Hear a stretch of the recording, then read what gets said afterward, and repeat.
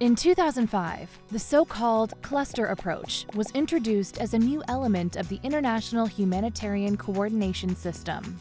Clusters are groups of United Nations and non-United Nations humanitarian organizations with responsibilities for coordination in key sectors of a humanitarian response. The leadership of each cluster was formalized and taken on by particular organizations.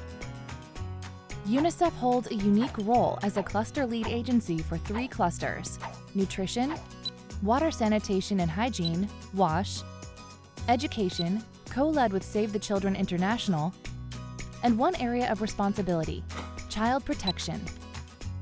In 2020, UNICEF commissioned the evaluation of the cluster lead agency role, CLARE II, to take stock of how UNICEF has been fulfilling its cluster lead agency responsibilities. This evaluation came 7 years after the first evaluation on the same topic, CLARE I.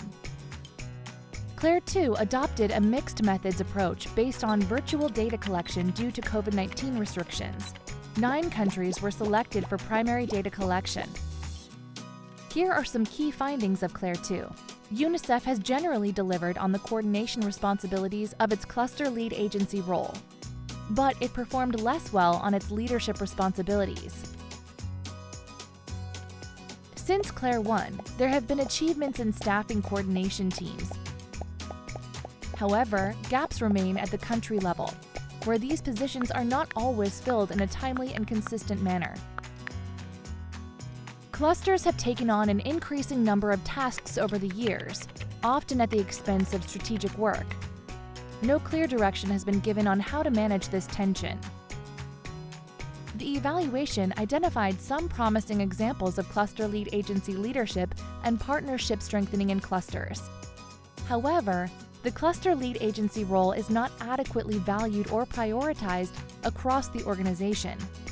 Leadership should be a shared responsibility, but much of the cluster lead agency burden falls only on cluster coordinators and the Global Cluster Coordination Unit, GCCU.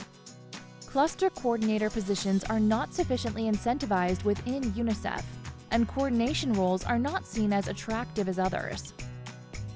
CLARE II recommended renewing the recognition that the cluster lead agency role is a core imperative of the UNICEF mandate, better aligning UNICEF internal systems with its cluster lead agency responsibilities, more actively contributing to strategic discussions within the Interagency Standing Committee to keep the cluster approach fit for purpose.